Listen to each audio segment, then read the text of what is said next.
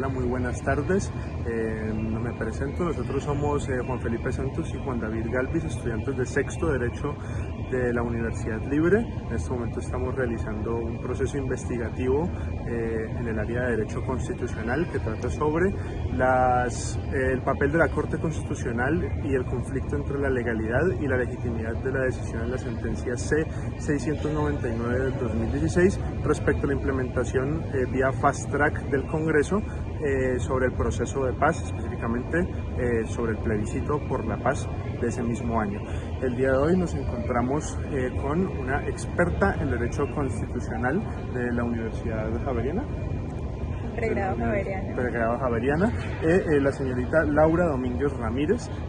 Laura, muchas gracias por venir, muy amable por tu participación.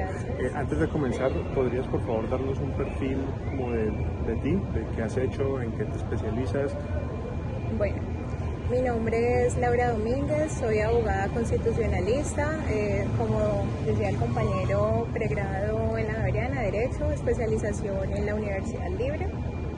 Me he dedicado a la investigación en cuanto a derechos humanos y derecho público, sobre todo derecho internacional público. Muchas gracias. Bueno, y para empezar, nos gustaría como grupo investigativo comenzar a hablar sobre la tensión entre la legalidad y la legitimidad dentro de la sentencia C-699. Entonces, precisamente sobre si fue legal, que pues, dentro del entendimiento de la investigación, lo hacemos de que sí, efectivamente cumple con las características de la norma constitucional, pero sobre todo si hay esa legitimidad o se le otorga esa legitimidad a la decisión de la Corte con esta sentencia.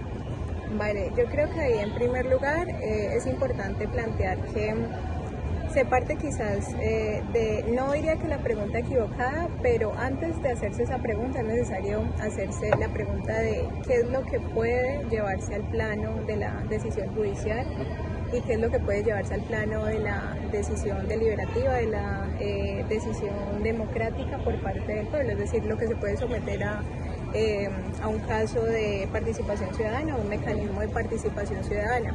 Y por eso es importante dirigirse a lo que se considera el núcleo de lo inescindible, que tiene que ver mucho con la teoría de los derechos fundamentales y lo que nos dicen sobre lo que se puede llegar a discutir en el plano de una democracia, ¿no? ¿Qué pueden elegir los ciudadanos respecto de los derechos y qué no se puede elegir? ¿Por qué? Porque cuando estamos hablando de algo como el acuerdo de paz, cuando estamos hablando de su implementación, es necesario preguntarnos si el derecho a la paz es algo que puede someterse a una votación, algo que puede someterse a una elección por parte de los ciudadanos.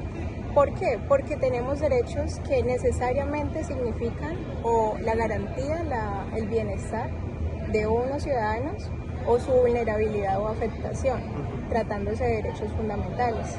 Entonces creo que esa tensión ahí realmente en primer lugar no debía existir. El plebiscito no era el mecanismo adecuado para someter una decisión de esa índole como es el acuerdo de paz. Ya había hubo un espacio de liberación, los diálogos de La Habana, un compromiso por parte del Estado colombiano y por parte de las extintas FARC en someterse a ese acuerdo. Entonces el haber decidido someterlo a un plebiscito me parece que en primer lugar puso a los ciudadanos en una situación en la que les dio la percepción de que podían decidir sobre algo tan importante como el derecho a la paz.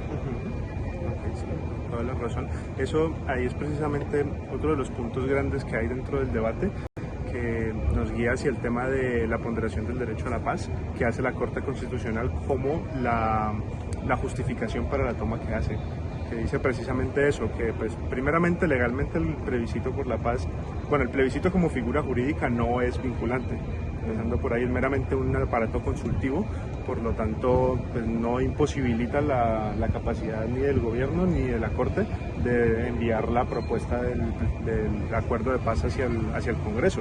Pero precisamente ahí es donde entra el debate que funge nuestra investigación, y es que la Corte aquí lo único que hace ahí es darle este valor nuevo a la paz que no se le había dado antes. Es un hito en sí, que es ese valor supraconstitucional que le da al propio valor de la paz y el derecho a la paz. Ahí, por ejemplo, esa reinterpretación que se le da, pues con todo lo que tú nos has dicho, fue un poco la obligación que se le hizo a la Corte, porque la pusieron contra las cuerdas, poniendo el plebiscito como este método consultivo para el acuerdo de paz, ¿no? O sea, no debió haber sido necesaria esa interpretación de no haberse hecho esto así. Claro, por supuesto. Listo, ahora precisamente ya con lo que me has comentado de que no era lo que se debía haber hecho pues con el plebiscito, el rol de la Corte, en este caso pues la intervención de la Corte Constitucional para la implementación del acuerdo de paz, pues representó pues la protección necesaria del Estado Social de Derecho, o quizá fue un exceso en el Poder Judicial. Pues por la primera parte de tu anterior respuesta podemos llegar a que no ha sido un exceso, ¿no? A su competencia, no es un exceso, por supuesto que era el órgano, la institución encargada de dirimir ahí. Lo que sí se podría considerar quizás no un exceso o sino una interpretación muy cuestionable o criticada de la que hace la Corte Constitucional en esa sentencia, es que ella limita ampliamente la competencia, por ejemplo, de la Jurisdicción Especial para la Paz, que es el mecanismo de justicia que se crea en virtud del acuerdo de paz, y que finalmente la Corte Constitucional también se encarga de definir, para qué es competente la jurisdicción.